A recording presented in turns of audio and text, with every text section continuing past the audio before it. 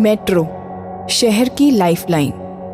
भीड़ में जगह बनाते हुए दौड़ के जाने वाले लोग जिन्हें ऑफिस, कॉलेज या काम पर पहुंचना होता है, ऐसे लोगों की लाइफ बनाती हुई मेट्रो। जी हाँ दोस्तों, आज की कहानी हमारी रोहन और इसी मेट्रो पर आधारित है। नेहा कुलकर्णी द्वारा लिखित ये कहानी हमें एक बार तो ये सोचने पर मजबूर कर देती है कि कभी कभी तो मेट्रो से सफर करना भी खतरे से खाली नहीं होता। जी हाँ, सही सुना आपने, खतरा खतरा खतरा खतरा। ये कहानी है 20 दिसंबर 2022 की। मैं हमेशा की तरह नाइट ड्यूटी के लिए निकल पड़ा था। कुछ ही महीनों पहले मेरी एक MNC के कॉल सेंटर में जॉब भी लगी थी। इसी सिलसिले में मुझे दिल्ली छोड़कर मुंबई आना पड़ा। कंपनी अंधेरी में और घर घाटकोपर में। बस यही सोच थी, मेट्रो से टाइम से पहले ही पहुंच जाऊंगा। लेकिन कभी ये नहीं सोचा था कि यही मेट्रो जान की आफत बन जाएगी। जी हाँ, कुछ ऐसा ही किस्सा हुआ जिसके बारे में मैंने कभी नहीं सोचा था। 1 दिसंबर से मैंने मेट्रो से सफ़र करना शुरू कर दिया। मुंबई का ये अनुभव मेरे लिए थोड़ा कुछ नया तो था, मगर मज़ा बहुत आ रहा था। शिफ्ट की टाइमिंग्स रात के 12 बजे से सुबह 8 बजे की होती थी, तो मैं 10:30 बजे ही घर से निकल जाता था। 10:55 की लास्ट ट्रेन होती थी। 1 दिसंबर 2022 मैं ठीक 10:30 बजे अपने घर से निकला और स्टेशन पर ट्रेन का इंतज़ार करने लगा।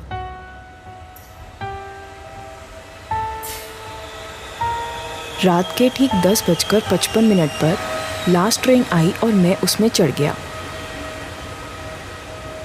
मैंने अपनी दाईं तरफ देखा तो एक लड़की बैठी हुई थी। अपने मोबाइल पर शायद किसी से चैटिंग कर रही थी। थोड़ी देर बाद उसे किसी का फ़ोन आया और वो फ़ोन पर बातें करने लगी। दूसरी तरफ देखा तो एक बूढ़ा सा आदमी खड़ा था, शायद अगली स्टेशन पे उतरने वाला हो। पर उसके पीछे जो सीट थी उस पर एक अजीब सा आदमी बैठा हुआ था जिसने गंदे से कपड़े पहने हुए थे। अपना पूरा चेहरा उसने मोटे कपड़े से ढका हुआ था ताकि कोई भी गलती से भी उसकी शक्ल न देख ले। उसके हाथों को मैंने गौर से देखा। उसकी चमड़ी पिलपिली सी, जैसे आग में जल चुकी हो। उसके कपड़ों पे सूखे खून के धब्बों के दाग थे। अपनी साइड पे उसने एक बड़ा खाली थैला भी रखा हुआ था। पता नहीं, उस आदमी को देख के बहुत ही खौफ महसूस हो रहा था। अगले स्टेशन पर वो बूढ़ा आदमी तो उतर गया। प्लेटफॉर्म की लाइट्स जब उस डरावने आदमी पे पड़ी तो हल्के से मुझे उसकी आंखें नजर आईं। मैंने देखा कि उसकी आंखों में पुतलियां ही नहीं हैं। जैसे ही मैंने उसे और ध्यान से देखने की कोशिश की तो उसने मुझे झट से घूरना शुरू कर दिया। उसके सामने वो बैठी हुई लड़की अभी भी फोन पर बात कर रही थी।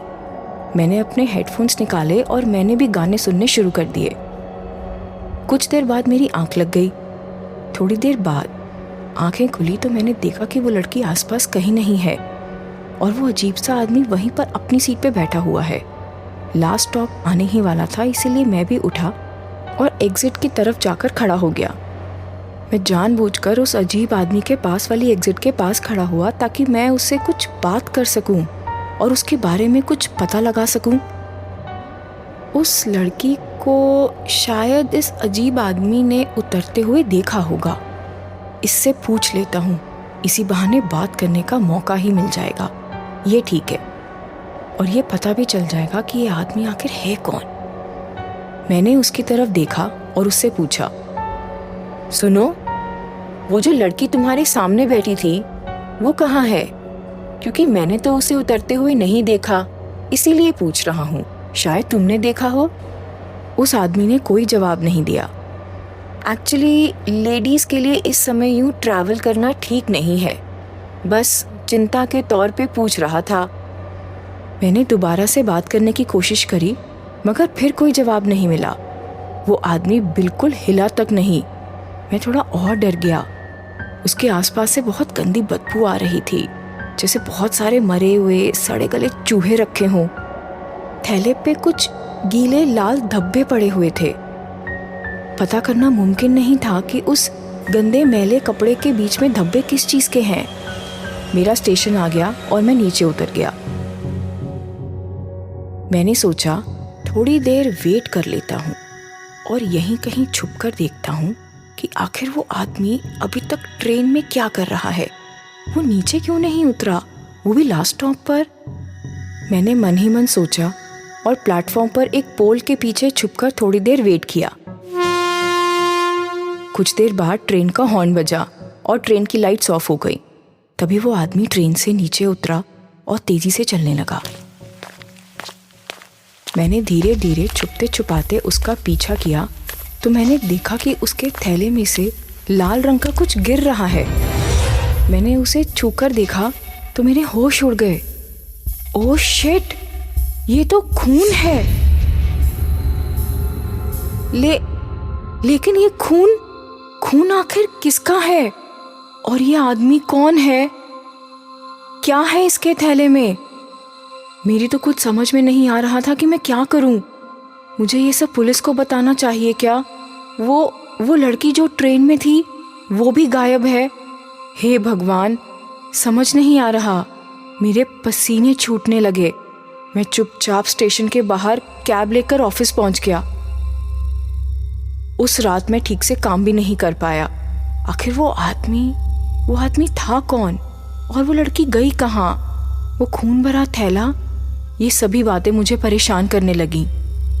उस रात के बाद अगले 1 हफ्ते तक मैंने उस आदमी को दोबारा उस ट्रेन में नहीं देखा। 20 दिसंबर को मैं फिर ऑफिस जाने के लिए निकला और वही लास्ट ट्रेन ली मैंने। ट्रेन में चढ़ते ही मैंने दोनों तरफ देखा।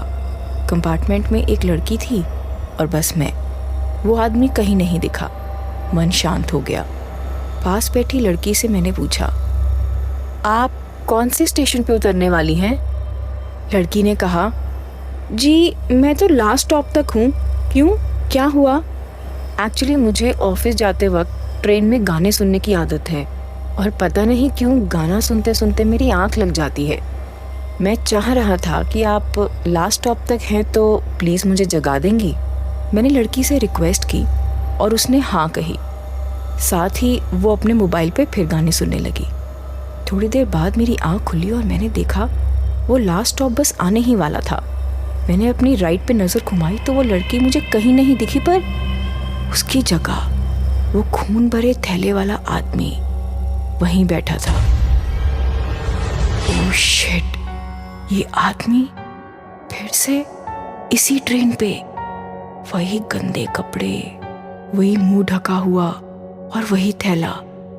मेरे हाथ पैर कांपने लगे। इस बार मैंने गौर से देखा तो वो मुझे ही घूर रहा था। मैं जब उसकी तरफ देखता वो मेरी तरफ देख रहा होता था। वो भी मुझे पहचान गया था शायद। भगवान बचा लो मुझे किसी तरह। ये लास्ट स्टॉप जल्दी आ जाए ताकि मैं उतर जाऊं और ऑफिस पहुंच जाऊं। मेरे मन में बार बार बहुत ही बुरे ख्यालात आ रहे थे। गला सूखी जा रहा था और हाथ पैर ठंडे पड़ चुके थे। धड़कन तेज दौड़ने लगी। वो आदमी बस मुझे कॉन्टिन्यूअसली देख ही जा रहा था। तभी अचानक वो खड़ा हो गया और एग्जिट की तरफ जाके रुका।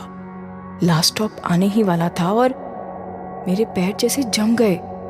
मैं उठकर खड़ा ही नहीं हो पा रहा था। इसी तरह मैंने अपने आप को संभाला और मैं भी उस आदमी की तरफ चलने लगा। तभी मेरी नज़र दोबारा उसके थैले पर गई।